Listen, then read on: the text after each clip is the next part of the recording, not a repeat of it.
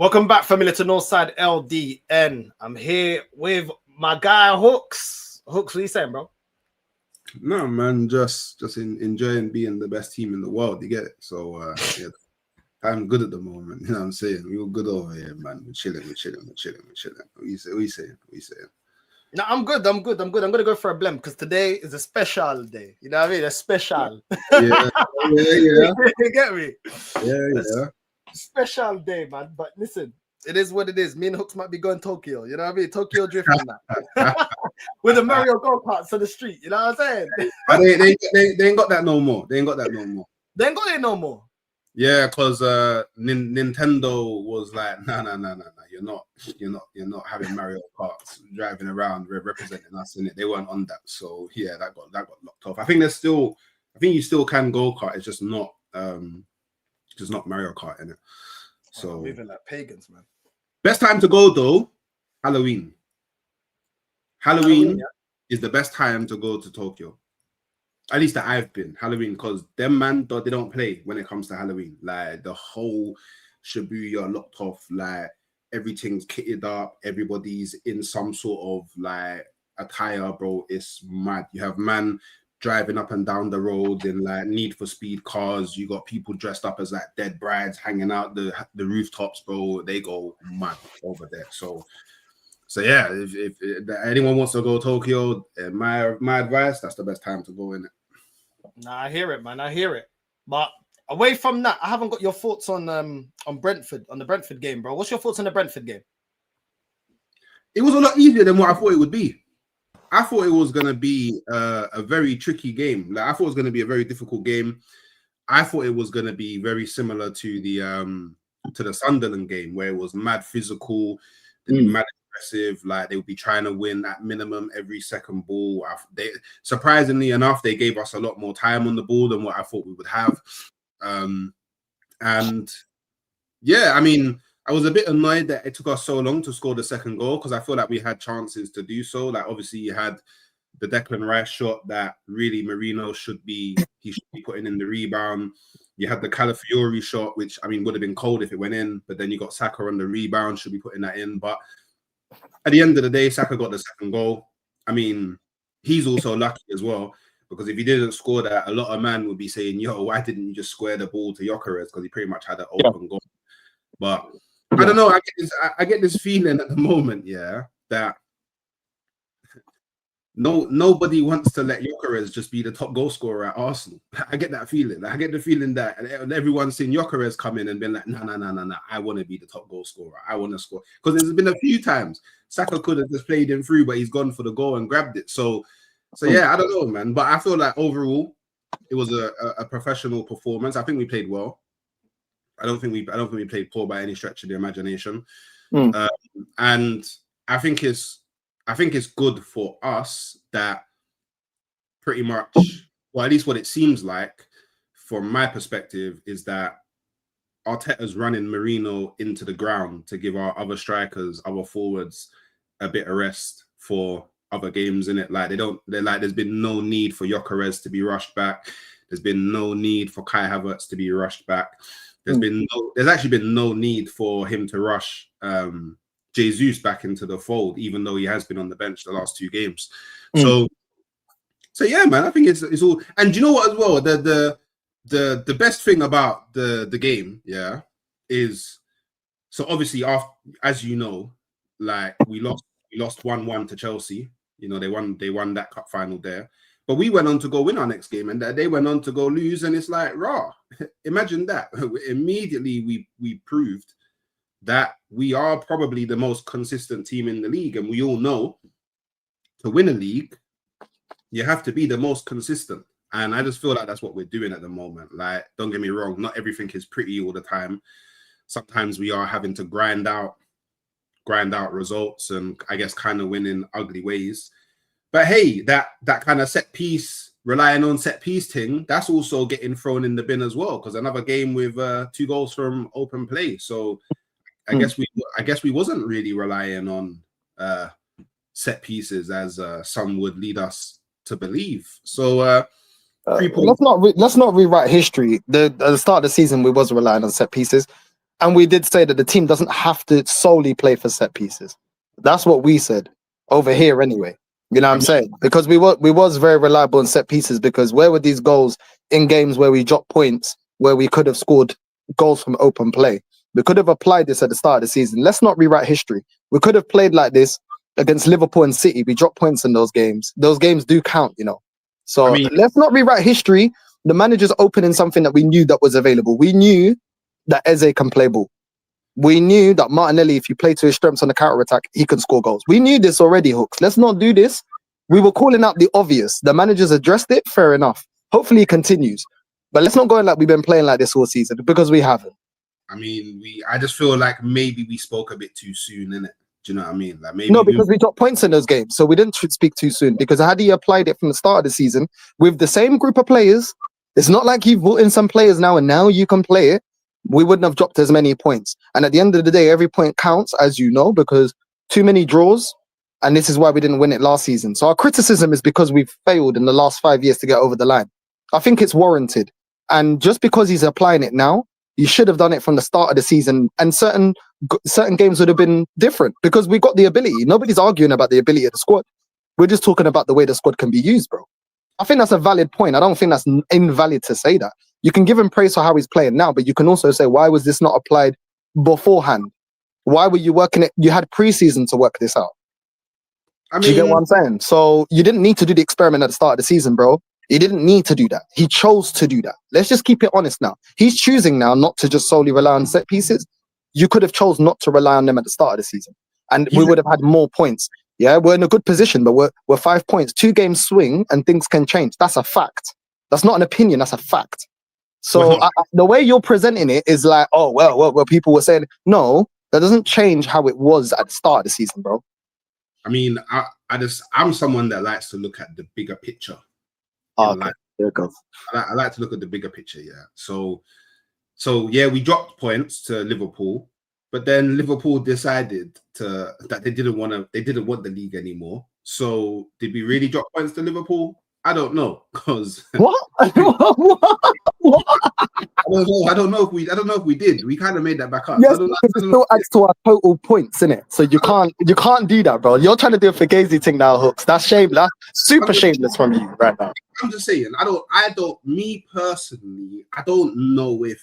Do you know what? Do you know sometimes in a season? Cause let's be real. Yeah, let's be real. Like, yeah. The only team that I've seen not lose in a season in the Premier League is my team. So we all know that teams can lose games. We all know this. It's normal. I mean, the last time it was done in this league was in 2004. So we all know that teams can lose games. So it's the only game that we've lost this season. It was to a wonder free kick. Charge it to the game. Liverpool decided to fall off a cliff. They're not a problem to man anymore. 11 points behind is what it is. All good, all calm, all rosy, all sweet, all fine. Let me get to the Man City game, yeah? Now, the Man City game, yeah? I mean, is it us that dropped points or is it them? Because if I recollect,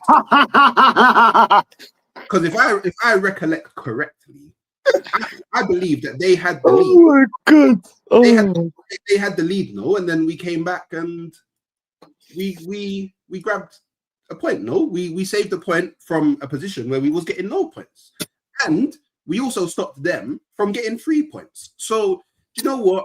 Is what it is. Man City really good. You're doing some mental acrobatics, bro. When you go into a game, 3 points are there to be played for. If the game doesn't go your way, there's things that you can. The manager, that's what a manager's there for. Otherwise, you would just let a robot put out the starting 11, and you wouldn't need a manager to do in-game management. It's part of manager's responsibility. When you don't make the right substitutions or you don't implement the right game plan to adapt, that's on you. Don't take the responsibility away from someone that's receiving 15 million a year, bro. Let's not do this. Let's not do this, bro. Northside, you speak about in-game management. Let's remember it was actually Arteta's in-game management that got us the draw. Remember that? And it was also his lack of in-game management why we drew to Sunderland. Why did we only turn up? No. 2 games recently, yeah? 2 games recently, we have not turned up in the 45 minutes for the first half. Against Sunderland, we got bossed in the first half. when a team that's supposed to be going for the league only turns up for 45 minutes out of a 90-minute game, you put yourself at risk of losing that game or dropping points. We dropped points to Sunderland, and against Chelsea, he should have hooked off Zubimendi that he could see from the Tottenham game is not press resistant. Let's not do this. You can give him praise when things go right, but you need to criticize when things go wrong. If the manager is so great when he makes in-game decisions that change the game, i.e. Atletico, he changed the game, cool. When you don't do it, you also, on the other side of the coin, get the criticism. You can't have it one way. When the manager makes in-game decisions that win us the game, you give him praise. When he doesn't do it, you don't criticize. You can't have it both ways in that situation. You can't, bro. I'm not saying that people can't criticize Mikel Arteta. I'm just choosing to look at the bigger picture. Yeah. So now you talk about the Sunderland game and dropping points. Yeah. Cool. We didn't actually drop points due to Mikel Arteta. In that Sunderland game, we dropped points due to David Raya, because if David Raya just opts to punch the ball instead of trying to catch it, Brian Robbery doesn't even get his foot onto the ball doesn't go into the back of the net. Is what it is. These things happen, but this is the thing, like, these things happen. Like, do you know what it is? I feel like it doesn't, because we sat back for 10 minutes. He gave them the ball, and I was live streaming. I was on the watch along. Yeah, I don't really do watch alongs with Lee. I was on the watch along with Lee, and I specifically said it. Anybody can go back and watch it. I said, why are we sitting back? They're rattled in the second half. Put them to the sword. We're the team in the ascendancy, and we got the possession. Go and kill off the game. The manager decided to take off a midfielder at a centre back and let them apply pressure and get back into the game for 10 minutes. Why are you doing that in a game that we got pressed in the first half? They were better than us in the first half, and as soon as he did that, it changed the game, and they kept spamming crosses. Guess what? They scored the goal. Yes, you can talk about the goalkeeper. What about the accountability for 45 minutes and the fact that the manager took off a midfielder to bring on a defender and just sat back and allowed them to apply pressure? Sorry, you can't do this mental gymnastics. I'm sorry, bro. You're trying to make it seem like the goalkeeper's one mistake. That was part of the problem. The manager could have implemented change in 45 minutes. He made the wrong substitution that applied pressure to allow Sunderland to get back into that game. It is on the manager as well as the goalkeeper. But ultimately, the manager had the time to make the right changes. And in the second half, when we were in the ascendancy, you put the game to bed. He wanted to risk it and think he can stink out a 2-1 and let them apply pressure. The gamble didn't work out. That is on the manager. As much as I can give him praise for the Atletico game, I can give him praise for the Tottenham game, the Bayern game. I give him praise when he makes the right decisions, but I also criticize, and I don't take it away from him when he makes the wrong call. What I don't like, is people that think like you. You guys are very quick to say, but he made the right in-game decision there, but he didn't. But I'm like, cool, that's fine. I don't have a problem with that. But you don't keep the same energy when it goes wrong. Then you talk about semantics. Oh, but what about Raya punching it out? What about this? What about that? But Raya shouldn't have even been in that situation had he not allowed the team to apply pressure with his dumb substitution, bro. That's the ultimate picture. And the points that we dropped this season is because he was implying the wrong tactic that he should have figured out in pre-season. That goes down to the manager. Lack of preparation. That goes down onto you, Arteta. You can't get all the praise and avoid accountability when you get it wrong. I can give him praise. I've said the games that he's done well. But you guys love to take away the accountability when it goes wrong. You not only want to focus when it goes right. But that doesn't take away from in that time period when he did that wrong, that is avoidable. When you're going up against Chelsea, when he's going up against Chelsea, that nullified PSG in the final. The team they played nullified Chelsea in the final. They bossed up Barcelona, two teams that actually play really well in open play. We don't play as well in open play as them. So then when you're playing with Moreno that's not press resistant, dropping in deep, you're seeing Zubimendi losing the ball constantly. You're telling me this manager cannot make the change and say, yo, bro, this wasn't even the game for Zubimendi. Like, it wasn't the game for him because of the way that they press. What does he do? Nah, well, I'll wait till half time. Well, this is the shit that you did against Sunderland. So when we drop points, I'm not surprised because you're not making the change early enough. Who would you have played instead of Zubimendi in that game? I would have dropped Rice because I would have known Rice weren't going to run through their midfield. I knew they weren't going to run for their midfield because Reece James and Caicedo in that midfield, you ain't running through that. Yeah, I would have dropped Rice to the 6 and I would have played Skelly in the 8 and I would have said, yo, you need to get the ball and we need to be direct because you're not, when you can't play through a midfield the way Bayern did with us, what did they do? They went direct. Every chance they did is because they went direct. Yeah, you got Moreno that can hold the ball, and then you can bring in Martinelli or Saka or whoever's on the wings. You can bring them into the game, and they can be like inverted wingers. Don't play through a midfield that you can't get through. That was my idea. And then he made Martinelli accountable, but you didn't make Saka. Yes, Saka had a good assist, but Saka was all of our chances in the second half was coming through Saka, and his crossing was abysmal. Yeah, it was abysmal. You should have put it on a plate to Moreno. How many times was Moreno in the right spot? How many times Gökçe was in the right spot? And his crossing was abysmal. His shooting was abysmal. You don't make him accountable. But you make Martinelli accountable. I'm fine with making Martinelli accountable because he was poor. But let's not have double standards here. Saka wasn't any better. So take him off. Then you bring on Martinelli, you bring on Madueke, you put him on the left. You know he's been the most effective on the right. Play him on the right, bro. And move if you want to keep Saka, then play him on the left. Bro, come on, it was wrong, bro. This is why we dropped points. It was wrong. I'm sorry, it was wrong. We would have, if we started Miles Lewis-Skelly in midfield in that game, we would have lost that game. Why would you have lost that game? Because not only has Miles Lewis-Skelly been playing poor this season, he also hasn't played in the midfield since he was in the under 21s. He actually Why are you playing poor, Hooks? Why is he playing? I honestly, I don't. I think it might be a confidence thing in it because he got dropped from the England squad, and he hasn't got the same amount of minutes that he's got last season. I feel like last season he got comfortable and used to the fact that he was a starter. This season, obviously, Calafiori has been playing way in and above him, and he's now getting bit part. Well, I say bit part minutes. Like he's 18, so. I don't expect an 18-year-old to be starting week in, week out. But do you expect a midfielder to play well at left back? Because we did it with Zinchenko. For me, I think it's positioning. He played well. He's been like last season. He played very well at left back. Okay, but I never expected him to hold down that position because it's not his natural position. But he did. But is there a surprise that he's not doing it this season? I'm not surprised, bro. It's not his position, bro. It's not his position, though. I'm sorry, but it's not his position. Like, if the player is not thriving under that position, it's down to the manager. Arteta said it in a press conference, himself out of his own mouth. And the chat, you man know when I reviewed it, he said out of his own mouth, Skelly's best position is a midfield. He's a midfielder. So why the F are you not playing him there? He's not a fullback. So the fact that he's not playing well, I agree with you. Bro, play him in his natural position. He'll be more confident because that's his natural position. You put him as a left back. He is not a left back.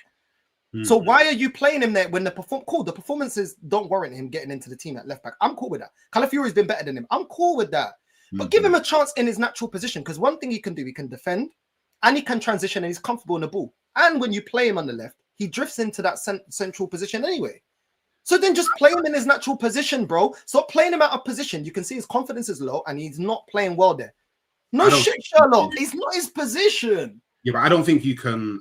Me personally, I don't think you can go to Stamford Bridge and experiment with Skelly in the midfield. And I feel like when you go to Stamford Bridge, you have to play your strongest midfield, which we did at the time. Now, like, cool, you can say Zubimendi had a bad game, but I'll say it. I look at the bigger picture. Yeah, he got a yellow card at 4 minutes. He already can't play his game. At least the other side of his game, which is trying to win the ball back, interceptions, all of that side, because he can't do that side of the game anymore. Because we can both sit, we can both sit here. We can have varying opinions on that Chelsea game, whatever. It doesn't matter at this point, innit? But we can all agree that the referee was way too card happy for both teams. Like the referee actually ruined the London derby because within the space of like 10 minutes there was 4 yellow cards. That's mad. A lot of those yellow cards were given on first fouls as well, which is mad. Like Anthony Taylor actually took all the excitement out of the London derby. Like you're meant to, and just even more mad. In the very next game that Arsenal played against Brentford, we actually had a referee that was letting things slide. If that just happened for both teams in the London derby at the Bridge, it's probably a more high scoring game. You probably see more open play. And you probably see both teams being more expressive, but they weren't allowed to play the game that they wanted to come in and play because Anthony Taylor was like, we're not doing the aggressive game. We're not doing it. We're just not doing the aggressive game. So, just to go back to the Sunderland game as well, yeah, because I say this to all of you like famous streamers, yeah. Just stop saying that, man. All you man, famous man, yeah. I keep on telling you, you're Spider-Man, yeah. With great power comes great responsibility. You can't just be saying things in the air about hooks, yeah, because then everybody in your chat will be like, oh yeah, it's true, you know. I don't know who you guys is, yeah, because for that Sunderland game, I said that the change that he made was the incorrect change. I understand why he went to 5 at the back, but I think it was the incorrect change. What I think he should have done instead is, I think it was take off Zubamendi. Yeah, I think it was take off Zubamendi and bring on Northside, and then just have Northside and Rice sit in front of the back four and just force them out wide and just lock everything down. I don't think you had to do it with the back 5. I think you could have done it with the same formation that you still had and just had 2 Blancs, tall Tonks guys chilling in front of the back 4, and I think you could have achieved the same thing. Now, in terms of what he should have done at that point, people forget about this game. Yeah, we actually went into that game with only Ethan Nwaneri and Max Dowman being offensive players on the bench. Everybody else was a defensive sub. So you've just come from behind and you've now got the win. The win's there. We've won the game. The game's won.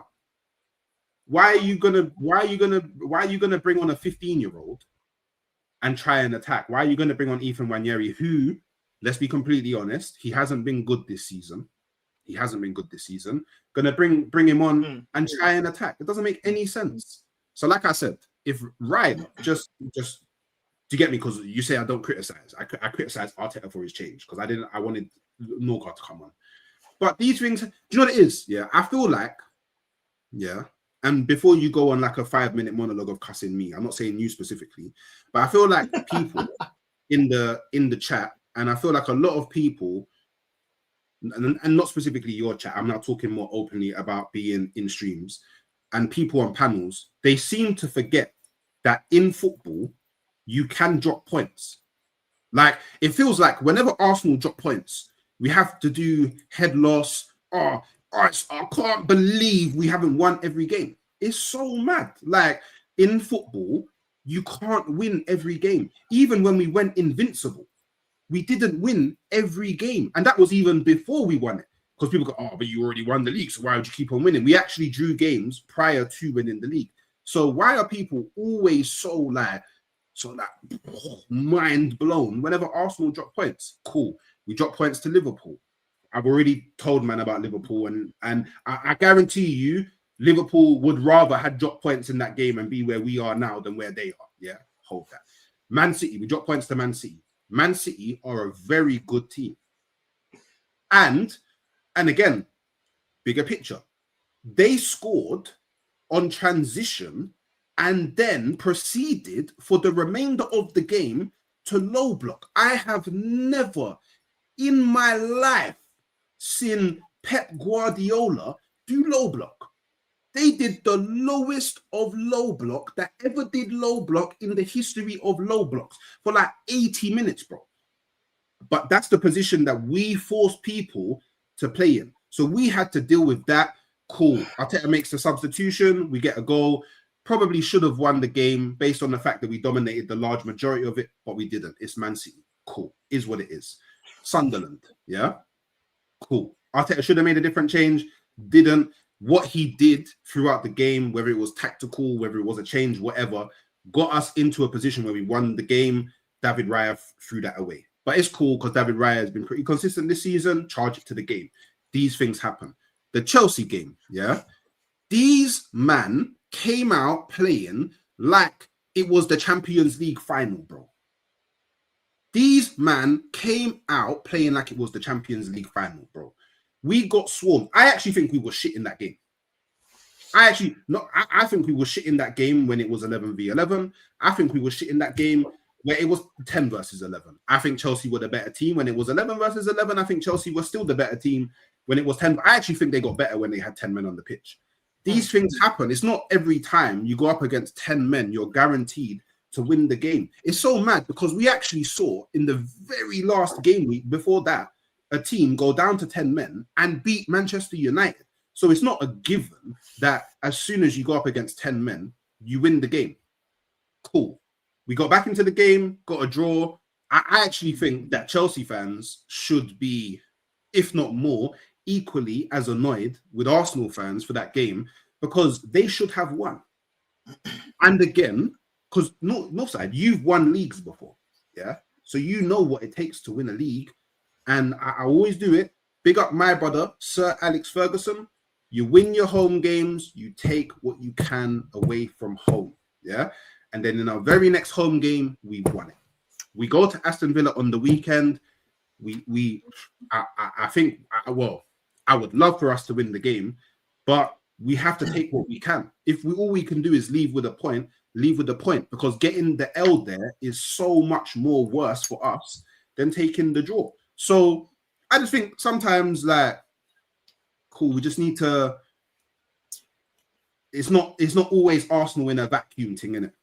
Because just like how you are, well, I don't know if it still are, but I'm pretty sure at the time you was vexed that we drew to Sunderland away from home. Liverpool just drew to Sunderland at home. They're a good team. See how you can drop points to teams like Sunderland? See how... Oh, wait. To add on to that, Chelsea beat us 1-1 in the Champions League final, but they lost to Sunderland at their ground. At their ground. So Chelsea, who apparently, or well, not even apparently, world champions, won a European trophy last season and are challenging for the league this season, they got beat by Sunderland at their ground. But I must look at Arsenal in a vacuum and be super mad that because David Raya decided to not punch the ball and try and catch it, we drew 2-2. I don't understand but like, honestly, that it's like, cool. If we want to do this Arsenal in a vacuum thing all the time, we can do it. But it's like, bro, like there's other things that happen in football, bro. Like Man City nearly threw away a game that they was winning 5-1 in. But we must look at Arsenal in a vacuum. So look, bro, I came here today with every intention to not do the back and forth, the beef, because in your mind I'm a top gooner, but I'm not a directional gooner. I'm not a top gooner, not a bottom gooner, not a left, not a right, not a diagonal, not a horizontal, not a vertical, not up, not a down, not a left, not a right gooner. I'm an Arsenal fan. Do you get it? That's what that means. An Arsenal fan. I'm a fan. I'm a fan. Do you know what I mean? You get me? I'm not content creator. Do you know what I mean? Fan. This is a fan first, yeah. And as fans, like Leo Me says, delusion. Yeah. Fan is the shortened version of fanatic. Being a fan implies a certain level of delusion. If you don't have a certain level of delusion, then I would say you're not a fan.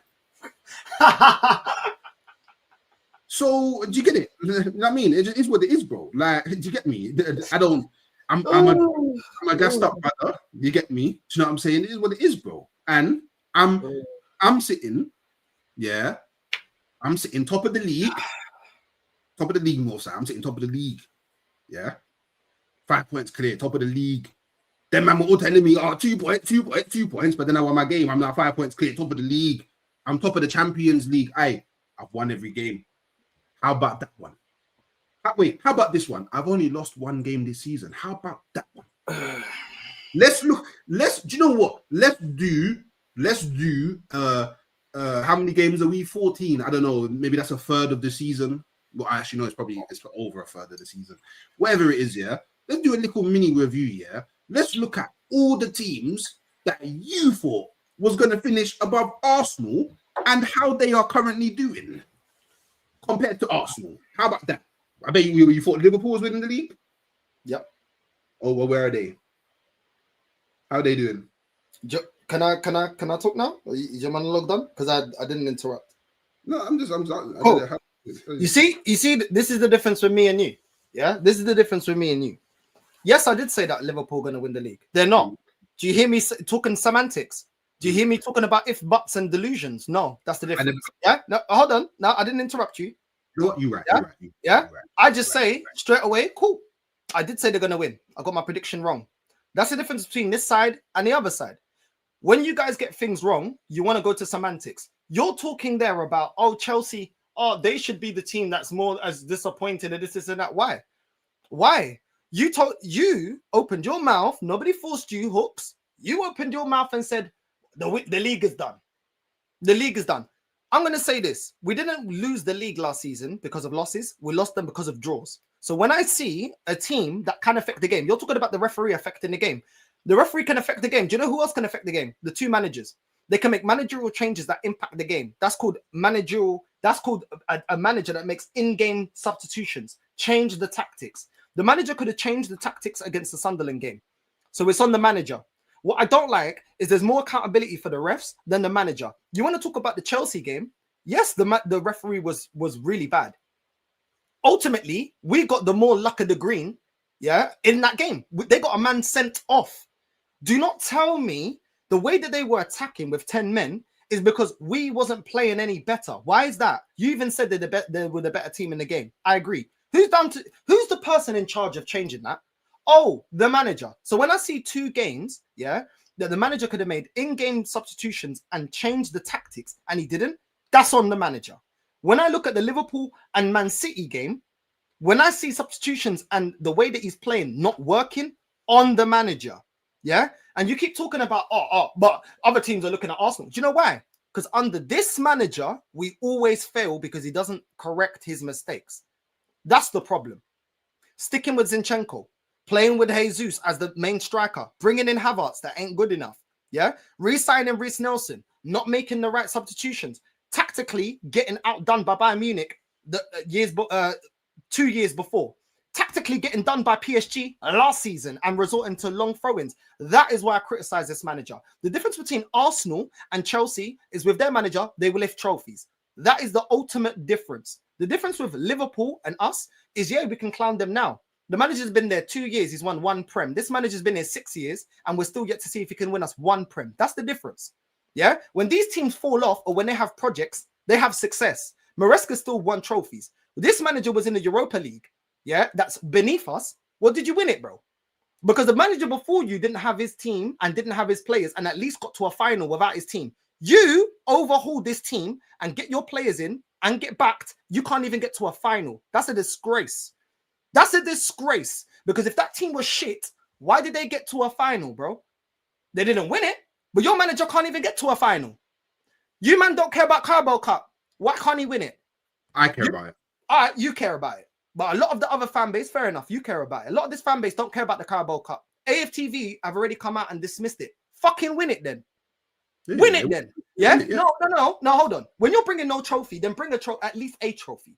Don't just dismiss everything and then not get the main trophy. That's my problem. This manager has been here. Slot was there 2 years. One lifted the league title last season. Ultimately, he can get sacked this season. But it's been more successful than Arteta's tenure if he doesn't win it this season. That's a fact. He won a Prem. This guy, if he doesn't win it this season, ain't won a Prem, had more backing, more money spent over a longer period of time. It's a failure. Arsenal Football Club should not be getting one FA Cup in 6 years, bro. It is a failure. My club is a big club, bro. My club is a big club. And when I'm sitting there watching Tottenham, their fans didn't trust the process. Their Ange didn't. They already the pundits were against them. All the excuses that we get, pundits were against Ange. People don't. The players down tools didn't care about the manager. They're already gonna get rid of him because he won it and they got rid of him. He never had all the support that Arteta got, and he won a Europa League. What the fuck is this manager not winning me a Europa League when you're in it, bro? No, hold on. No. It's a fact. It is a fact. I am seeing no. You know why I'm pissed off? I'm pissed off. I'm pissed off. Because I have to sit here and see North London a parade. I ain't seen a parade in North London in 17 years. I got to see them lifting the league title. That is why the pressure's on this manager, because that manager was not supported and he won a Europa League. I don't give a shit what no one says. He was not supported and he lifted the trophy, even though he wasn't backed. I'm seeing Glasgow win a trophy. I'm seeing Eddie Howe win a trophy. Why am I seeing them teams lifting the trophy for this manager? That's why the pressure's on this manager. And the end of the day, on the end of the day, Hooks, in the end of the day, Hooks, we had 14 draws last season. 14 draws last season. We're now drawing and dropping points to Sunderland, Chelsea, Liverpool, Man City. I'm sorry, I'm looking at his past resume. This guy's been here long enough for me to look at his past resume. When you're not making the right in-game management, I'm getting PTSD against the PSG game. I'm getting PTSD 22-23 season where you're dropping points to Nottingham Forest. That is the reality. This manager's got everything that he wanted, and now I'm judging him based on past decisions. My biggest gripe with this manager, is in-game management. When shit goes left, I don't see a solution on a regular basis. I liked what he did against Bayern. That was good. Where was that against Sunderland? Where was that against Chelsea? For all I can praise him, there's games there that we could win. And you don't change the system. You don't go for the win, and you risk it, and we drop points. The draws are racking up. And that is my biggest gripe. And it's a fact. This is why I've got onto this manager. You can say, oh, we drop points. It's not about the losses, Hawks. I don't even think we're going to lose that many games. But I believe we're going to draw too many games to win it. And every single time we're first, the other teams are always within touching distance. 4 points, 5 points. Why? Because these are games that we could have brought a bigger gap. We could have bridged the bigger gap. Yeah. And that is the reason that I criticize. Because when you can talk about all these other top teams, I see them winning trophies under their projects. I'm not seeing enough trophies for 6 years to warrant this guy staying here. I'm not, bro. If this manager wins it this season, fair enough. You can come to me and say, North, sorry, you got to hold that. He won the league this season. Yeah. But I'm sorry. At the start of this project, people told me it took Klopp 4 years. We're now on 6 years. So now, yes, I am going to be very critical because most of this fan base told me it took Klopp 4 years. Well, this is phase 6. So yes, I'm going to be I'm going to nitpick and I'm going to criticize because I've seen this manager get caught out in in-game management when things don't go his way and not be able to have the solutions. And when Chelsea are a man down, we should be winning that game. I don't give a shit. No one has put Chelsea as champions. When we're going up against Sunderland, I don't give a fuck how good they're playing coming into the league. I don't give a shit. We are supposed to be, according to you, you said this, October, the league is done. Cool. So we put them to the sword. Nobody's going to say that Sunderland's on the level of Arsenal. Nobody's going to say that. They're not going to say they got they're not going to say they got a better manager. I don't want to hear no excuse. We should be winning that game. So when I'm seeing this, I'm criticizing from early, bro. No, I'm criticizing from early, Hawks, because I've been criticizing from early for 5 years and I've been right, bro. I don't want to be right, but my reference is the last 5 years, and you're trying to flip this like, oh, but why is it different when it's Arsenal? The difference with Arsenal is we don't get over the line. That is the difference. Oh, this buzzword, man. Bro, we don't get it over the line, bro. I'm criticizing things that he's not changing, bro. You can't just be saying free hits. Oh, yeah, we can draw games. You said this last season. We lost the league. You said this to me last season. And we didn't win the league, bro. You were telling me during last season. Hooks was telling me I'm sorry, Hooks, yeah. You were telling me this all last season. Let's not go on like this the first time. You tell me all last year. Oh, but we drawed. Why are you acting like we lost? Oh, but what's the big deal? Oh, but you, man, are overdoing it. Did we win the league last season, Hooks? 14 draws. Did we win it? No, we didn't. Okay, so when I'm criticizing, you're trying to undermine something I saw factually. That's what gets me annoyed. Because because my criticism is warranted, bro. I'm not undermining anything. I'm just but my criticism is warranted, bro, based on the last 5 years, bro. No, you need to realize, you're not on stream currently with the man that have been slewing you since you started doing YouTube, bro. That's not who you're on the stream with. Like, you got beef with them, man. Take it up with them, man. Go write a tweet, make an Instagram story. I'm sure them man follow you. They ain't got nothing to do with me, bro. All I'm saying, is and again, because you know me, I said it a few times, the bigger picture, If you look at the start of this season that we had, if we're being realistic and we put all our agendas to the side and all of that stuff, for us to be where we are, that's good. I'm sorry, for us to be where we are, that's good. For us, for the start that we had, because look, after we go Villa Park on the weekend, on paper, that's all of our hardest grounds to go to, barring Etihad. And we don't go to the Etihad until game week 32. So now everyone has to come to us. Now, cool. Man City's 5 points behind us. Man City and Chelsea haven't played each other at all this season. So somebody's dropping points. Do you know what I'm saying? Man City haven't gone to Anfield. Somebody's dropping points. Do you know what I'm saying? Like, have Liverpool or Man City even gone to St. James's Park? I don't know off the top of my head. Somebody's dropping points. No, I think Man City's played Newcastle. At St James's. I don't know if it was at Etihad or St James. I don't know, innit? You get me? But what I'm saying is that we've played a lot of our hardest fixtures.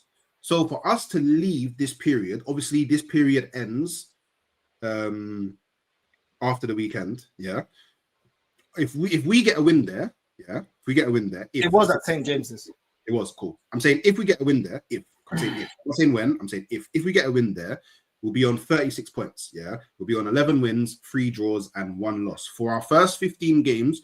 Considering where we had to go, who we had to face, for us to be where we are now, I think is commendable.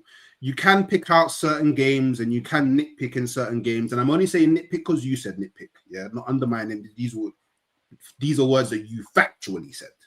Factually said. Yeah. That's cool, because then you can look at other games and be like, well, the in-game management is actually what took us on to win the game, i.e. Newcastle. Do you know what I'm saying? So like there's things that he's done, like he's done more good than bad this season. The only bad that I think he's done this season, personally, in my personal opinion, is going to a back 5 instead of bringing on Ødegaard in the Sunderland game. That's the only thing that I can look at and be like, ooh, you mashed up there. You proper mashed up there. Everything else, you get me. You charge it to the game. And look, and I know why people think I'm mad. I know why people think I'm mad, innit? Because I said the league's already done. But you know what the maddest thing is? I'm right until I'm wrong. Right now, all you guys are wrong. It's you guys that have got to be right against me. Because I'm right. I'm top of the league. Do you know what? Yeah. I am actually, on the trajectory to win the league. I am actually the favorite. I am actually being told by everybody that we are the favorites and we're going to win the league. It's not just me saying it. I'm just more. Do you know what it is? Do you know what it is? I'm just a believer. I believe. See me? I'm not one of them man that, do you get me? Don't put their neck on the line and only join the beef at the end. I'm not that brother. I'm from the jump, the whole way through, neck on the line, whole way through the thing. I'm there, bro. Supporting the thing, backing the thing, riding out. I'm not one of them man that, you know them man North, when you have the beef and then afterwards they're coming like, oh, did you see me? I was there. No. You know I'm there. You know I'm there because you see me about, bro. So it is what it is. But the thing is, and again, this is why I say, you need to stop especially when you're talking to me, saying you guys, because I'm not one of them man that tell you not to talk about Arsenal the way that you do. I'm not the one that tells you, man, that you're wrong. I'm not the one that makes videos cussing you, man. I'm not that guy, bro. I'm not that guy. I don't do that. I'm not the guy. You do say a lot of things that they say, though. That's why I say that. If you want the reason, I'll tell you very quickly the reason why I say that. Hooks, you're saying that we're champions in October. Do you know what I'm saying? You're saying that you're right until you're wrong. Well, factually, none of us are factually right yet, but we can assess what's going on. Also, when I bring up certain criticisms, you critique the manager for the Sunderland game, but then you're saying that that's the only thing he did wrong this season. I disagree. Factually, that was not the only thing he did wrong this season, because factually, when you lose games, you have done wrong because you didn't get the 3 points, bro. Like, you can't just say, oh, I put it to the game, because you saying you put it to the game is like a free hit. The manager had time to change our lineup and the way that the game was going against City and Liverpool. We didn't have to play like that. We were very defensive. We didn't offer much going forward. And even the Liverpool game, you can say, oh, it was a Fugazi free kick, but we put ourselves in that position by not even trying to attack. You know what I'm saying? You don't have to play like that. Chelsea even showed with 10 men, you don't have to play defensively if you don't want to with 10 men. Even the Chelsea game, they're a man down. We should use the numerical advantage to our advantage and actually play players in their right positions. Madueke is not going to be effective on the left. Play him on the right. You don't have to do that. When you bring Ødegaard on Stop playing through the middle. It ain't gonna work. I said this before the game. I did a video about how we can tactically beat Chelsea, and I said you're not gonna play them through the middle. Declan Rice couldn't do it. Ødegaard couldn't do it. Eze got taken out of the game. Where is the tactical difference? Like, where is the manager looking at the game and say, tactically, we need to adjust things? Because tactically, I can make the subs. But it was like for like subs. There wasn't anything different. They're taking off Martinelli, but it's still the same instructions. And this is where I feel like this manager goes short. So when I'm telling you, you sound like them, is because when I bring up certain things, you're talking more about the ref ruined the game.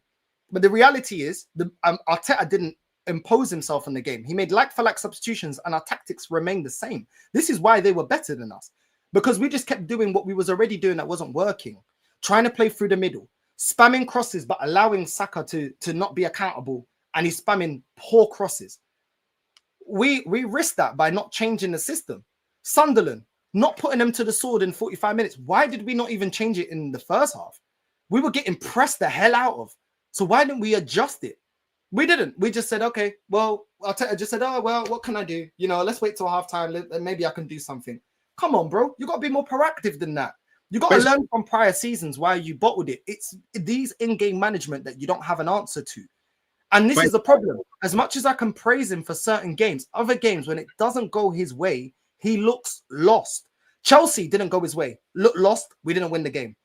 Bayern, why? Because we started off, we were the better team. We cooked them. We brought on the subs and we went direct. Cool. Where was this tactical nous against Liverpool and City? Those were two games that I believe at that time were winnable games. Liverpool weren't doing much in terms of our game. We could have implemented a counter-attack. We didn't even try to counter-attack. I'm sorry. That goes down to the manager, bro. That's your instructions to sit back. And as much as you nullified them, yeah, you can nullify a team and still have a strategy of attack. Because what's the best form of defense? A lot of times is attack. Because then the team are always conscious of their high line and you catching them out. We didn't even try to attack them in the Liverpool game. The Man City game, we sat back, still dropped points. This is why I critique him. Because I feel like Arteta, when plan A works, Arteta looks great. Great when plan A works. Looks great. When we look like we're rocked, tactically, he's inconsistent. Go on. Just to throw it out there, in the Liverpool game, we actually lost when we became more expressive. Like, while we was actually in his original defensive setup, the Liverpool they didn't know what to do. It's when because we took Mourinho off at half time. I'm right. That's it. That is the game. We took Mourinho off at half. So we actually did try to change it. We stayed again. Yeah. Wait. My issue with the Liverpool, because remember, Hooks doesn't criticize. You know, Hooks is egal on them, man. Do you get me? My criticism from him in that game was he didn't take Martinelli off at halftime, because Martinelli was awful in that game. Szoboszlai had the easiest shift at right back I have ever seen any right back ever have in the history of time. So cool, you took off Mourinho. You needed to do that because I feel like we needed to be a bit more expressive. Cool. Why didn't you take off Martinelli and bring on someone else that could provide more of a threat to Liverpool? Because it's when you play someone at any fullback that's a midfielder that doesn't have that's not a defender by nature, yeah, your job should be to attack them because they don't really know how, they're not good at that. But you have a winger who is not attacking. It's that simple. So yeah, I mean, we can all do the results-based analysis. Oh, we lost to Liverpool, so it must mean that Arteta didn't do this and he didn't do that. But in actuality, he actually made changes at halftime. And the funny thing is, when we opened up more, that's when we became more susceptible. And obviously, I say it's because it is a wonder goal. Yeah, we shouldn't have lost that game. We should have done more. But I haven't seen Szoboszlai do that goal again for Liverpool since. Like, it's a wonder. We can't. What's that word you like to use? Fact. It is a fact that it was a wonder goal. It's that simple. And on top of everything else, I believe that we learned from that. Because since then, we haven't lost any game.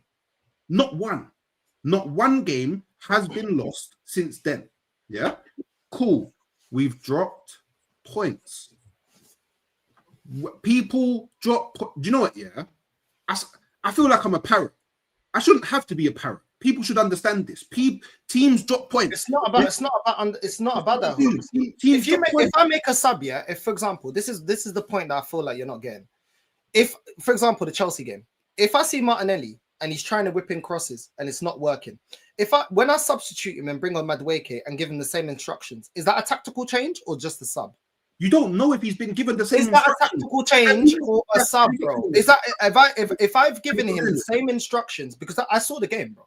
If I give him the same instructions, run down the byline and whip the crossing, I haven't changed the game tactically. I've changed personnel. I have not changed the instruction of what I want the team to do or that specific substitute. When you're bringing off Martinelli, that is failing to whip in crosses and us getting any joy into the box, and you sub him off, you bring on Madueke, and I see Madueke with my eyes doing the same thing on the left-hand side that's not working, that is not a tactical change, that's a substitution. Incorrect. A tactical change, this is what a tactical change is. Okay, Moreno's dropping in.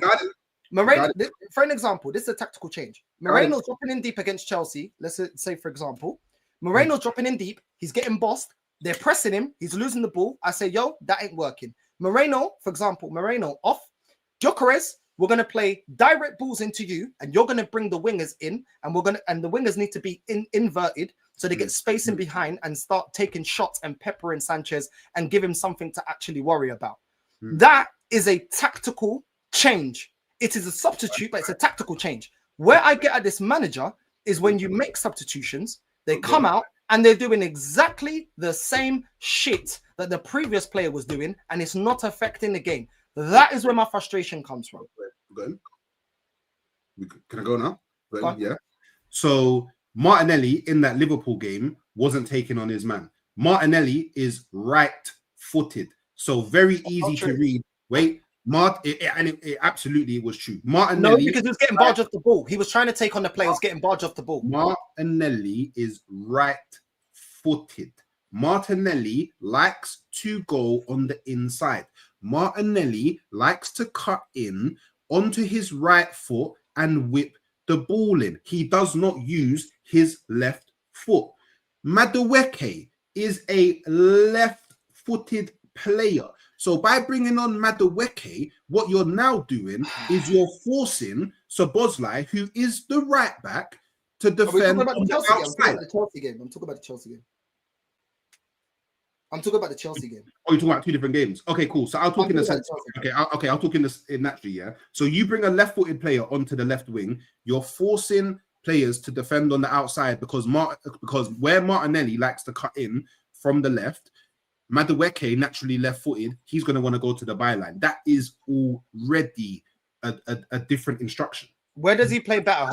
That's Where already. does Madueke play better? But now you're shifting the argument. No. Because Madueke came on. No, I'm not shifting. Because if you want to, I'm not. I'll answer your question. Madueke came on and was whipping in crosses, and it wasn't doing anything. Martinelli was trying to take on the player, but he was getting barged off the ball before he could even get to the byline and whip it in, because he tried to go inverted. Every time he went inverted, he was getting barged off the ball. Because then he had Reece James doubling up with Gusto and not allowing him to drift into the center of the pitch. Yeah, which is why I wanted somebody that could hold the ball back. I wanted the instruction to hold the ball back to make either Gusto track the striker or make Reece James track the striker to give Martinelli the space to go inverted, because I know he's more effective through the middle. Instead, he brings on Madueke that runs down the wing and was crossing, and it was ineffective.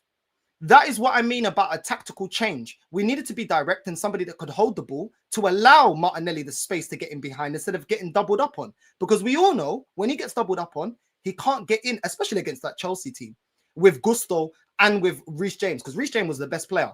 He wasn't being able to cut in because he was getting barged. That's what made it ineffective. Made it ineffective. Every time Martinelli tried to go inverted and tried to get into the center, because you had Moreno trying to do the false nine thing and playing players into the game, he wasn't able to get inverted because Moreno was dropping in so deep that he couldn't find Martinelli that was further up trying to cut in.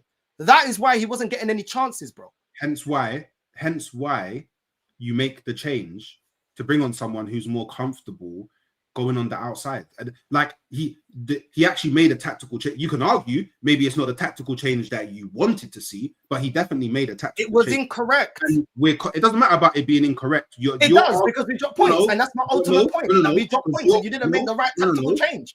Because like I said, you're now shifting the argument. Because your original argument was he didn't make a tactical change. That was your original argument. Now, he actually made a tactical change. No, he didn't, because Martinelli... No, he didn't. Because Martinelli was adding because he was cutting in central, but he was still trying to go to the byline and whipping crosses in. He did not cross the ball at all that whole game. He just wasn't getting much luck. Then you bring a player in that is better on the right, you put him on the left, and he's still crossing the ball in instead of making the right tactical change. The right tactical change, which is my ultimate point. Bringing in somebody that can bring in Martinelli's strengths by holding the ball and being a target man and then laying it off and making Reece James and Gusto have a player to go, do I follow Martinelli or do I close down Gyökeres, or you give the instruction to Moreno to close the ball down and wait for the run? That is the correct decision in that game. He didn't do that. And that is why it was incorrect. And that is why the blame is on Arteta. Then you keep on Saka, that is having no luck in that game, apart from the assist, having no luck in that game. Chances are going down to you, and you should have switched Madueke to that side in the first place. But you keep on Saka, and then we continue to keep giving the ball to Saka, and he's having a bad game. Crosses are going wide, not reaching the players in the box. But you continue with the same shit because it's Starboy. Because he's a difference maker. That is the wrong decision by the manager, bro. He's a difference maker. You keep Saka on because Saka is a difference maker, which he then proved in the game because he made the difference from his cross, which got us the goal. That's why you keep Saka on the pitch. Because before that goal, that's why you keep him on, because he's a difference maker. Like, that's literally why you keep Saka on. I can't believe in big 2025, with you, I'm having a conversation about why you keep Bukayo Saka on the pitch. I don't understand why we're doing that. And you wanted to talk about the tactical side. Where we actually got mashed up in that game is we had to take off Zubimendi, and then Declan Rice had to sit deeper, which meant he couldn't do all of the things that has made him so amazing this season, which is being a box-to-box from the 8. He had to be the deepest midfielder. So we didn't have anyone really driving with the ball. So I don't know. It's very easy to, in hindsight, go, but it's not in hindsight, because I actually did a show. It's not actually. It's not actually, because everyone in the chat, all of you knew what I said tactically, what we should do against Chelsea. And even the Chelsea fans were like, fair enough. You got to execute it, but fair enough. That's a decent plan. Yeah. And I said, be direct and don't try and play through the middle, which is what we were trying to do in the first half. And guess what? We failed. Saka got the assist in the 60th minute. Hold on. Saka got the assist. Hold on. Let me just land this. I won't interrupt you. Saka got the assist in the 60th minutes, Hook, yeah? And he did very well. That's the first time he beat Cucurella. Very good assist. Put it on the plate for Moreno. That's cool. After that, we had a 10-minute spell where every chance was going to Saka, and his crossing was atrocious. He even cut in, and his shot went over the bar. That's when you make the change and you go, do you know what? Saka's not been great up until that cross, because he wasn't. He got the assist, and now he's continuing to lose the ball. The crosses are going nowhere, and they're clearing it. We got to tactically take him off now. He's done his bit. He got his assist. But now it's not good enough. We need somebody that's going to put it on a plate, because now we're bringing on Gyökeres and Moreno, 2 players that in the box can score in the crosses. That's my point. Just because Saka got the assist ultimately, he wasn't good enough before the assist. He got the assist, credit to him, but he wasn't good before that. Then after the assist, he went back to how he was playing before the assist. So you hold him accountable and you say, Joe, all our chances are going down the right-hand side and you're squandering those opportunities. We have to take you off. You've done your bit. We have to take you off. That's what he should have done. Ultimately, making a sub does not mean it's necessarily a tactical change or the right tactical change either. And when you're bringing on a player that's doing what Martinelli's doing, yes, he's not cutting in, but he's still whipping in the cross. There's no surprise it didn't affect. I said, go long, go direct. The same thing that Bayern did to us. and you will get opportunities to test their goalkeeper. Instead, we're aimlessly whipping in the crosses in the box, which Chelsea dealt with ease. They dealt with it with ease, which means it was the wrong move, bro.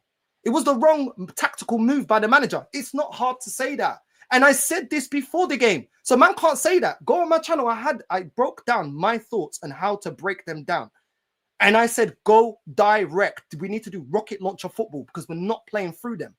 And the fact that I could spot this and the manager didn't spot it, I'm sorry. I will criticize you because you get paid 15 million, not me. And even in the game, when you see it's not working, for 45 minutes, they press the fuck out of our midfield. And you're not making a change. You're leaving it to half time. But you did that against Sunderland and it didn't work in our favor. This is a better team than Sunderland. Make the changes early. Make them early, bro. How do you go direct, though, without Gyökeres? Bro, this is what I said. This is what I said to you. No, but I'm asking you, how do you... So this is what I said before the game, yeah? This is what I said. Gyökeres wasn't fit to start the game. This is what I said, yeah? This is what I said before the game. I said, play Declan Rice, make him hold the 8, make him hold the 6, yeah? He's got to sit because he actually was the only player in the first half that was actually playing through their press. He's actually passing and whipping the ball around. He was actually comfortable on the press. Declan Rice was actually doing the right thing through the press. Receive the ball, release it straight away. I said, cool. I said, cool, yeah? Cool. You've got Eze in the 10.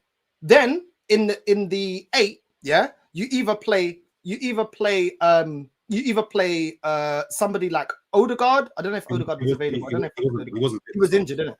He was injured. No, he was on the bench. He wasn't fit to start. He wasn't fit to start. I said, yo, play Skelly that can help him defend, but he's comfortable receiving the ball. Then when Skelly receives the ball, Skelly has to be direct in whipping the ball across. The one thing I didn't want from Zubimendi, I said he's not press resistant. When he gets pressed, he does stupidness. He doesn't like to be pressed. I said I like the passing from Zubimendi, but he'd have to be a lot faster. He'd have to be one touch control, whip it straight away. I said play Skelly because he's comfortable receiving the ball and he can do the defensive work because that's what we've been asking him to do. And I think he could do it better in the midfield. So Rice in the 6, Skelly in the 8. You've got Eze in the 10. And then direct balls. As soon as Eze gets the ball, you see that direct ball that you played to Martinelli? That's what we do. Yeah? Straight to Moreno. Moreno holds the ball down. He's physical.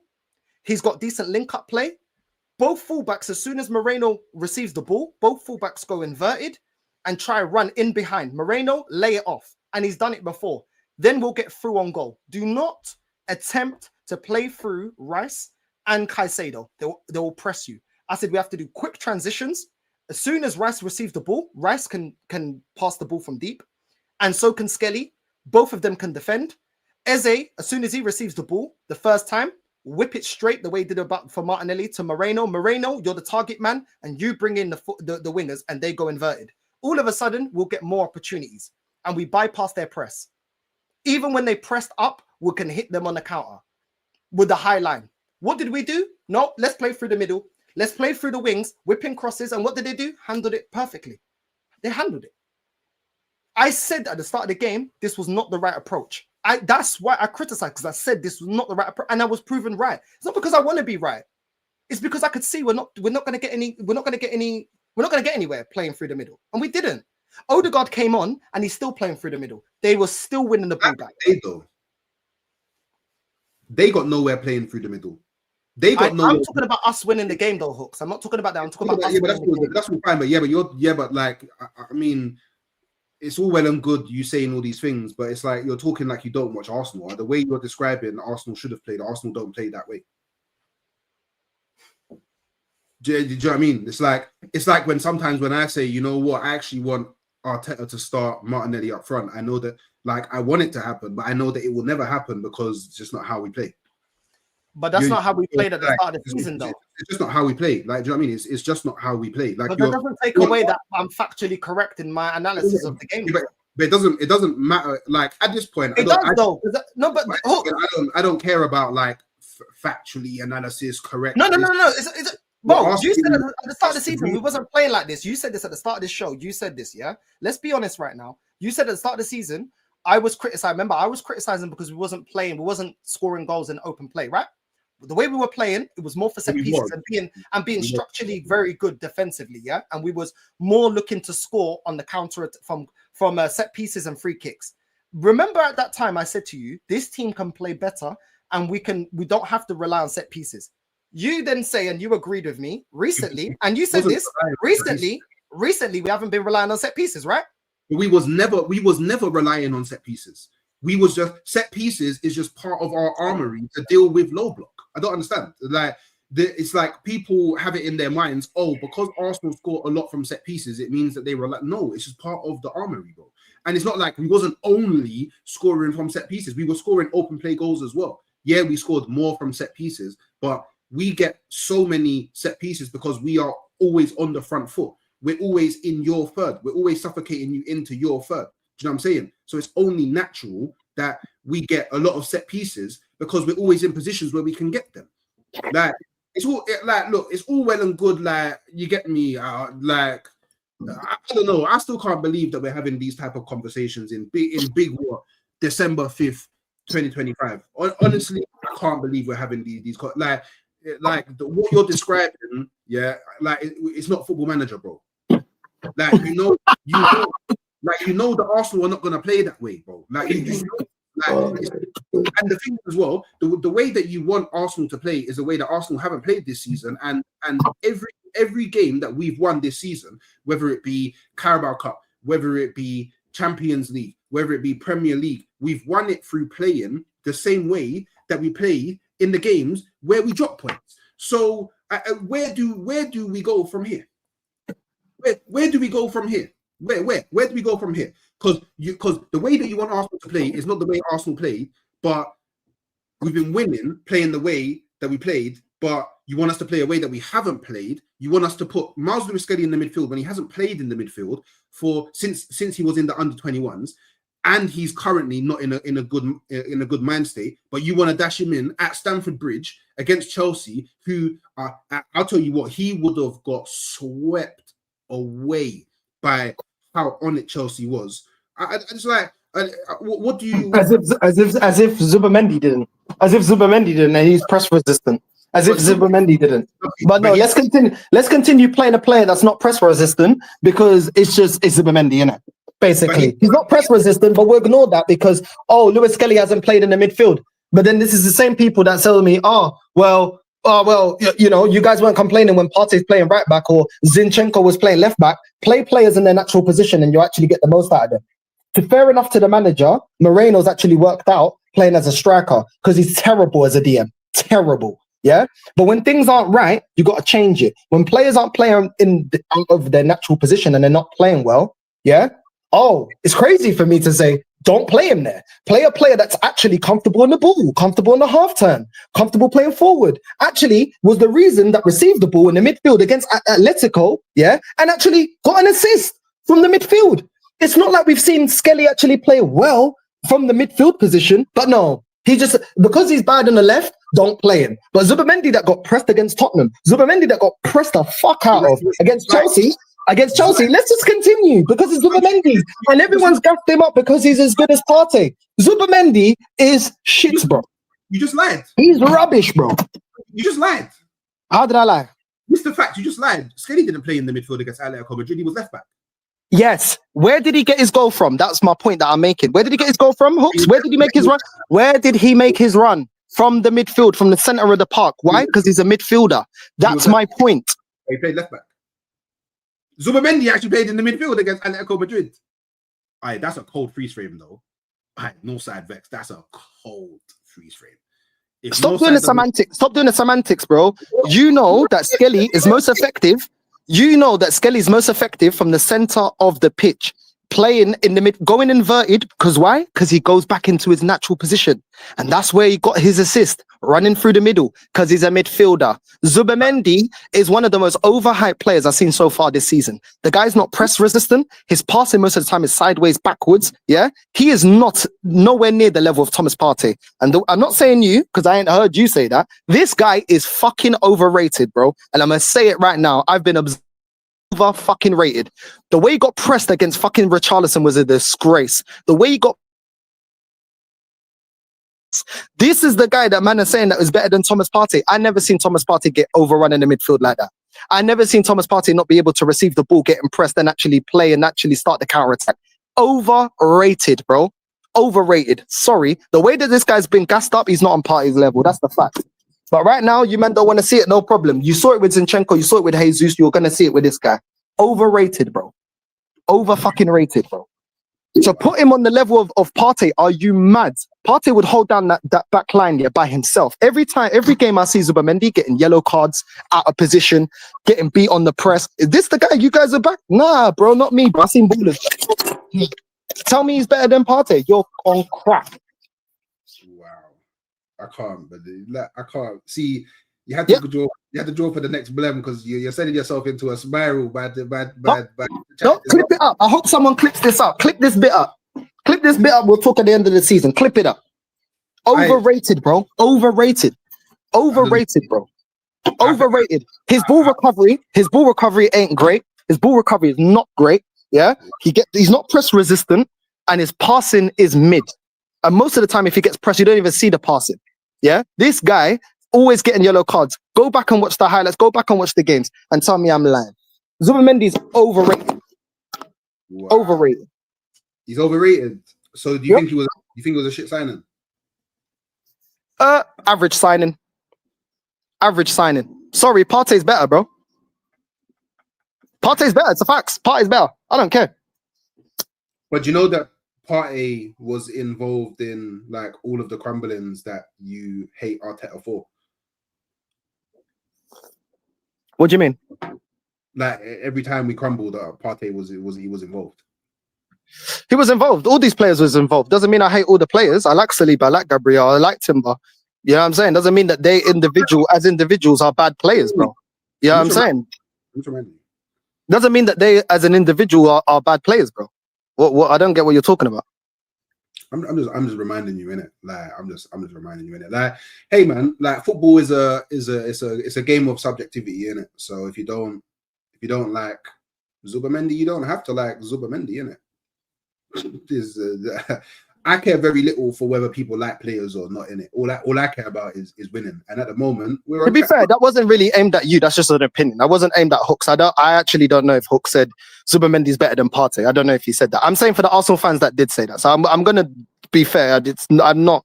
But at the same time, most of the players that I've criticized, man, have seen why I've criticized them. When I criticized Nketiah, I was right. When I criticized Reece Nelson, I was right. When I said that El Nene is average, I was right. When I criticized Holding, when I criticized Trusty, when I criticized Ramsdale, when I criticized Zinchenko at left back, I was right. When I criticized Jesus, when I criticized Havertz, all these players were not what this fan base have made them out to be. When Fabio Vieira, another one, I couldn't believe man were trying to argue with me when I watched the Portuguese league and tell me Fabio Vieira this and that. All these man that got this hype from this fan base, I've been right about all of them. Do you know what I'm saying? So when I'm criticizing a player, I can change my mind. The one I will give that I was wrong, but I was right. I'll tell you why. I didn't like Ben White as a centre back. I was right about him as a centre back because he was atrocious. When he turned to right back, I said I changed my mind. He actually is very good as a right back. Yeah, and I've kept consistent to that. I don't mind being proven wrong, yeah?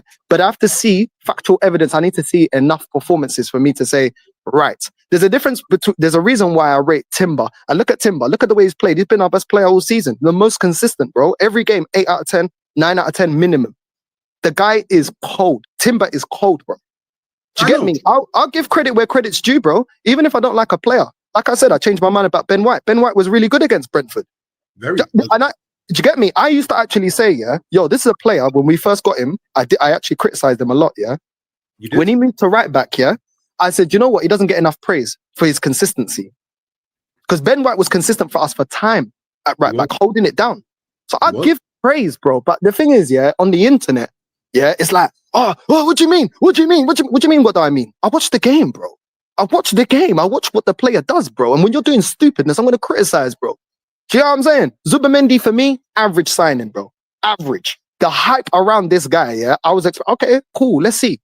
Bro, he's performing nowhere near the level of Timber. I know there's different positions. He's not performing on nowhere near that level. He's not. Declan Rice is doing both of those jobs. Declan Rice, yeah, as a player, yeah, Declan Rice as a player has gone up levels, bro. He's gone up levels. That's a player that deserves props. That's because of Zubimendi, though. Like, because of what Zubimendi does in the deepest role in the midfield, it allows Declan Rice to be more free in the 8. Like, because Zubimendi is you can. I don't think that Zubimendi is better than like a prime Partey, but Zubimendi is definitely more mobile than Partey. That's with and without the ball. So because there's more mobility in the six, it means that Declan Rice doesn't always have to come back and be so focused. He can be further up the pitch, and that's what's allowed him to be so good this season. Literally, that's what's allowed him to be so good this season. Like Declan Rice, he's a workhorse in it, so he's always gonna cover mad amounts of ground. But I think anyone that's denying the fact that Zubimendi, the part, even Rice himself.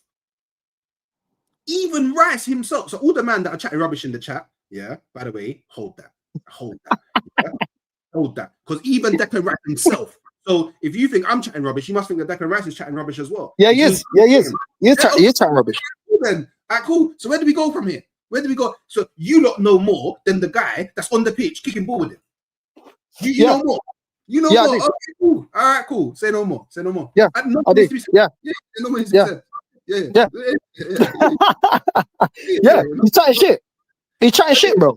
Yeah, I'm saying as if a player's gonna come out and say, yeah, the player I'm playing next to, yeah, he's fucking shit, mate. Yeah.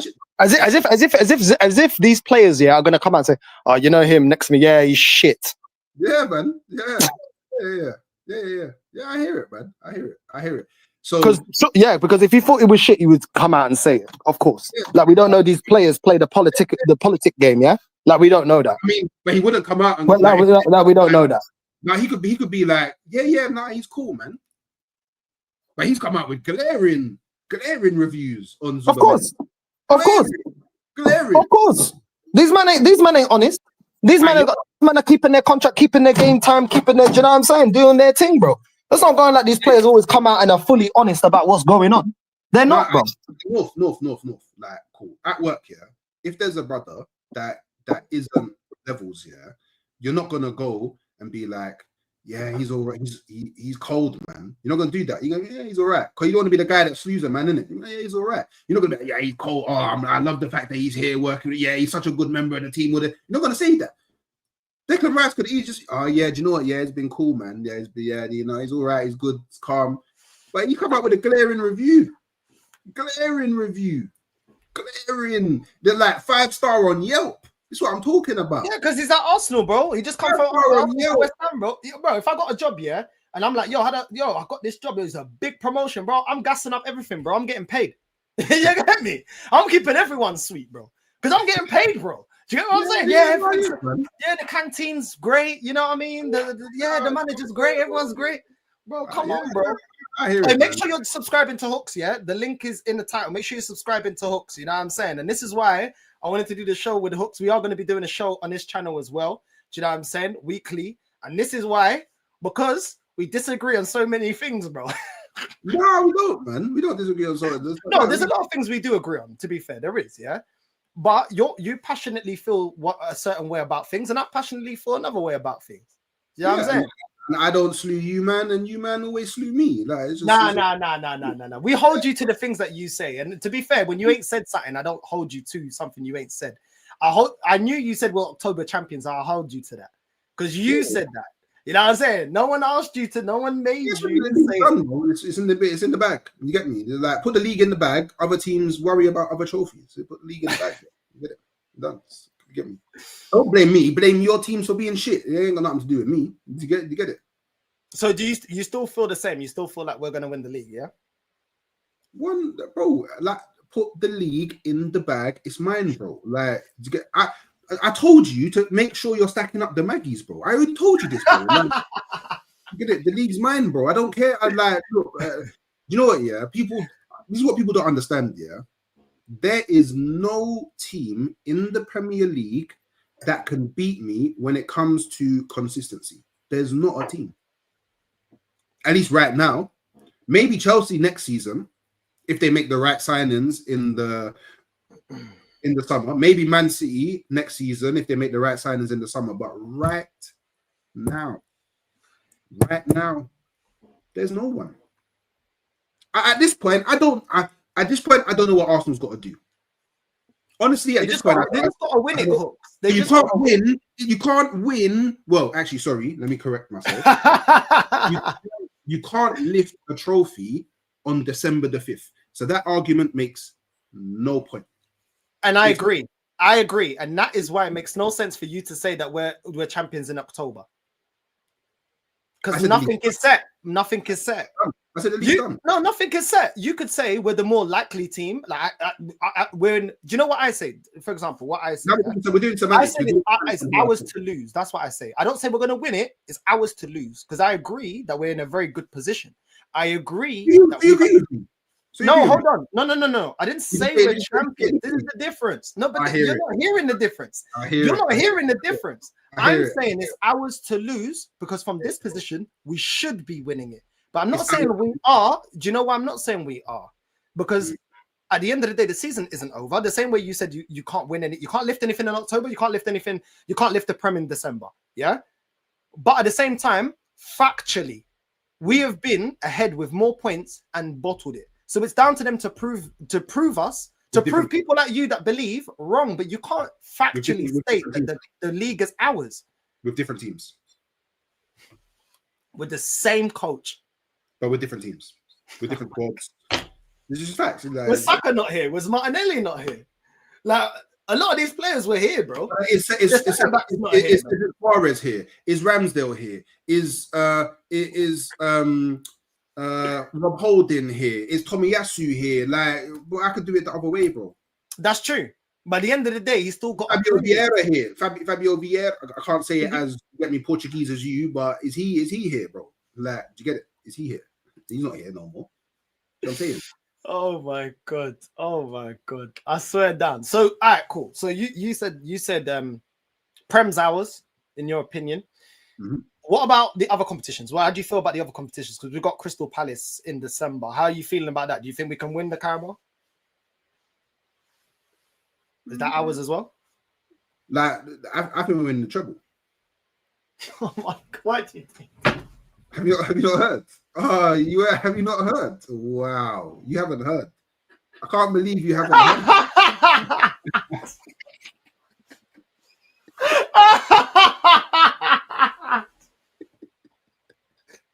Right, where have you been? Well, you've been under a rock or something. Yeah, I think we're winning. I think we're winning the Premier League. I think we're winning the FA Cup, and I think we're winning the Champions League. So yeah, but I don't know where you've been, bro. Maybe been under a rock or something, bro. You've been too busy patterning up the Barca move. I can't lie. Yeah, so, that's what I'm on. You get it? That's what I'm on. You know what I'm saying? You get it? Oh my god! I swear to God. And I big up Cam, yeah. Man saying click this, please. Cam, you live local to man. When it happens, I'm gonna pull up. I'm a mini rock on the block, you know. Mini rock on the block. Don't worry, man. Yeah, man. I don't get. Oh my god, I don't get it, Hooks, man. I don't get it, bro. Okay, all right, cool. Now we're gonna let him explain. Now, real talk, yeah. Explain to me, please. I beg you. Yeah. You know what? Yeah, you're actually cracking me up, bro. Like, love to you for cracking me up. Yeah. Please explain to me, yeah, Hooks. Yeah. If we go to Japan, yeah.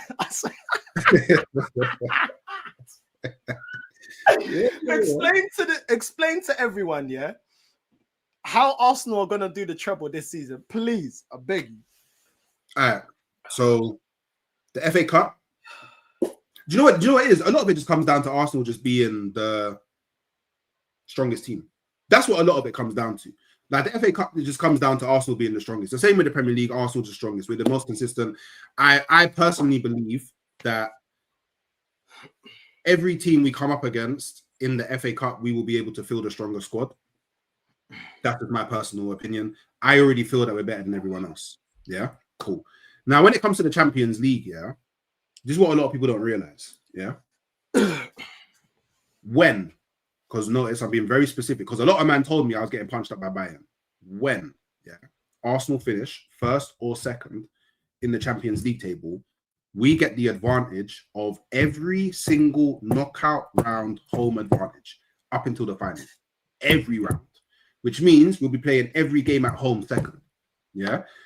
I have Arsenal down as the best squad to go away from home and make it very hard for you to score. I would like the one thing that man can't throw me on is my defense. So I would be very confident going to all of these away grounds, stinking out the place, grabbing a 1-0 victory, coming back to the Emirates, North London forever. You get it? The cauldron, all of that, smoking them. That is literally what it is, bro. Yeah. You get me? The cauldron, bro. Yeah. Yeah. You know what I'm saying? So, but it's fine though, because I understand, I full well understand that people aren't going to agree with me. And that's fine.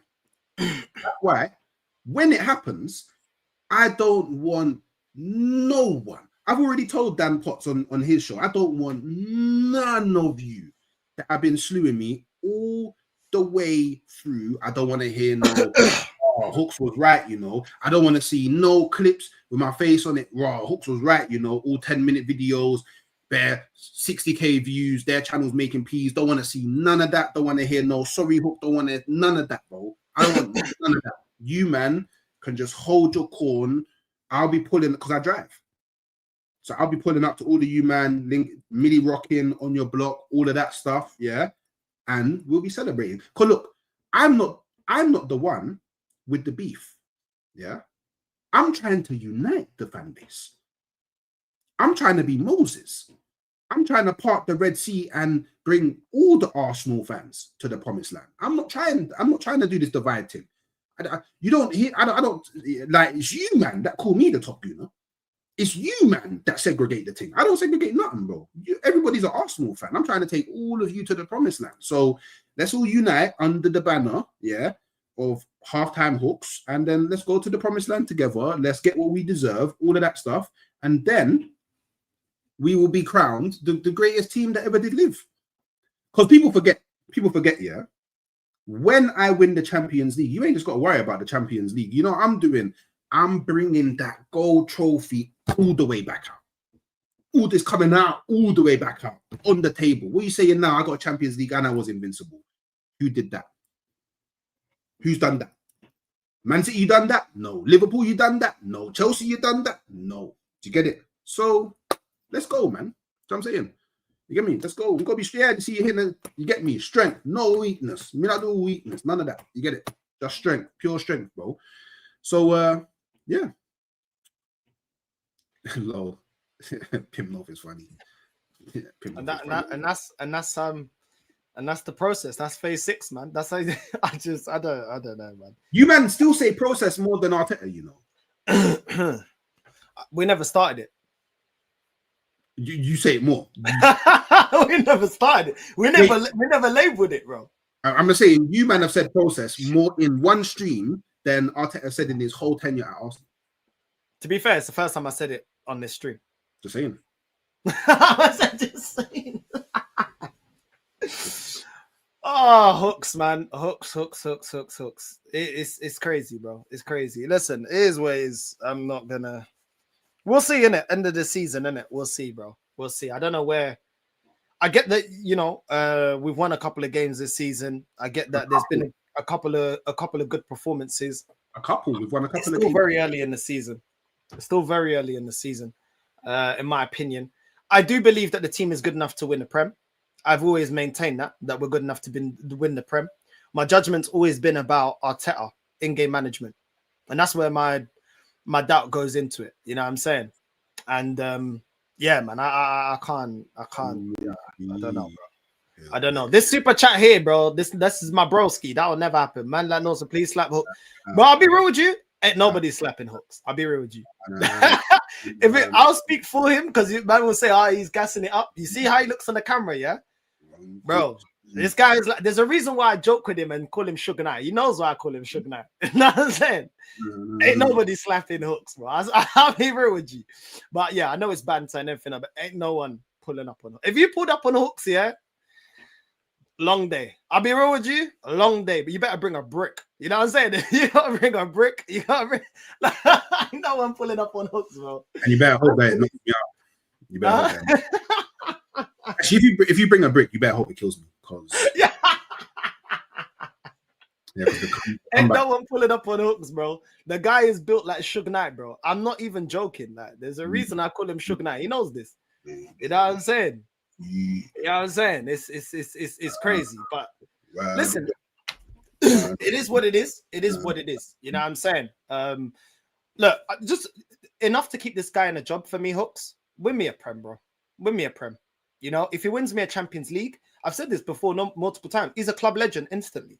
The first manager to win us a Champions League. That's a club legend. For me, that qualifies as club legend. One Champions League, he's a club legend. Win either one or Prem or champs, and he can stay. I'm Arteta in. That's what's going to take me to be Arteta in. Win me a major, bro, and you can stay. I have no problem with that. Do you know what the maddest thing is? Do you know what the actual maddest thing is? My mind still hasn't changed from last season. It's like people forget. This is why I don't understand when men call me a top gooner, yeah? Like, last season, and you can attest, because I said it many a times on your streams, win me an internet major, yeah, or I think you deserve to be sacked. You didn't get sacked in the summer, so I can't control whether you get sacked or not. All I can do is control my expectations. And my expectations are win me an internet major this season, or you deserve to be sacked. It's that simple. Like, obviously, I'm a fan. I'm a fan before anything. So going through the motions of the season, I'm always going to be up and down, up and down, up and down. This is part of being a fan. But my expectation is still the same. Like, you have to win me something this season. Like, there's no two ways about that. Like, I'll be real. I've said this as well. If he doesn't win the Premier League this season, yeah, I don't know what Arsenal actually have to do to win a Premier League, because we actually have the strongest squad. Like, I don't know what it would take for Arsenal to win the Premier League. Honestly, I'll be so real. If we don't win the Premier League this season, I don't actually know what it would take to win the Premier League, because we actually have the strongest squad. We are the best suited to win the Premier League. We're currently on track to get, like, I don't know, into the 90s in terms of point. Like, I don't know what more we have to do. I will be honest, if we don't win the Premier League this season, I think that the issue far is the manager. I would actually not be confident that any manager could come in and win it, because when you've gone 22 years and you've actually got into the best position of your life to win the Premier League and you don't, at that point, I don't know, maybe there's a tribe somewhere in a country in Africa that's doing up Mazzoline curses and Obia voodoo and witchcraft on my club, and it's just never gonna happen. At that point, or some secluded part in the rainforest where no humans have ever been, and there's just a man doing up wickedness. Maybe an Arsenal fan went there with their Arsenal top, went venturing through the rainforest, stumbled into them, and then they got captured and they're doing up their sacrifice, and like, it's just not gonna happen, because there's no reason why we shouldn't win the league this season. There's no reason at all. I don't even care if you like the manager. I don't care if you think the manager's good. I don't care if you think the manager's shit. From the position that we're in now, there is no reason that we shouldn't be winning the league. And it's that simple. It's just that simple. You said we got the best squad. Have we got the best manager? I don't think you necessarily need the best manager to win the league. Okay, but I'm only saying that because you said... I think we've got a good enough manager with the quality of the squad that we have to win the league. But that's why I agree that we've got a very good squad. We got a very good squad. But then why not match that with the best possible manager out there, or one of the most elite managers out there that's actually got over the line? That's what we need to do. If it doesn't work this season, that's the answer, bro. Ultimately, maybe it is, but I don't know if it is. I think so, because I mean, a lot of people dismissed Liverpool as not being the best squad last season and saying they needed a rebuild, and Slot managed to get them over the line. So I feel like get a top manager, elite manager, and you get over the line with his team. Because I agree with you that the team is good enough to win majors. 100% I agree with you. It is. You know what I'm saying? So that's what it is, bro. You know what I mean? But listen, Hooks, are you going live now, or have you got any lives right now? Or? No, I gotta step out quickly. So cool. Shout your channel out. The link is in the title. Make sure you're subscribing to Hooks. You know what I'm saying? Shout your thing out, bro. Halftime Hooks. I'm gonna be dropping. I'll drop a preview video later on. Later on in the afternoon. I'm dropping an About the Fan. That's dropping at 8, but I'll try and squeeze in another video either after that or before that, because we kick off at 12:30 tomorrow, and I usually do like video previews on the day, but I don't think there'll be enough time to build up to it, so I'll probably do it tonight. And then other than that, I'm gonna go live after the game tomorrow with D. Hopefully celebrating. Halftime Hooks TV on all socials, by the way. Yeah. There you go, man. Make sure you're subbing, man. Make sure you're subbing to Hooks, man. Make sure you're subbing to Hooks. Make sure you're supporting my brother. Man said Views is live. I don't see Views live, bro. Oh, yeah. He's live. Right, we're gonna redirect to Views. Big up. Make sure you're subscribing to Hooks. Link is in the title. Don't be a pagan. Make sure you're subscribing to Hooks. You know what I'm saying? And love Hooks for jumping on every single time. And catch me on Hooks' channel soon as well. We'll be doing a show on Hooks' channel as well, or a video, however he wants to do it. So make sure you're subscribing to Hooks as well to see that content as well. And Northside raid on the way in. We're going to Views. Love.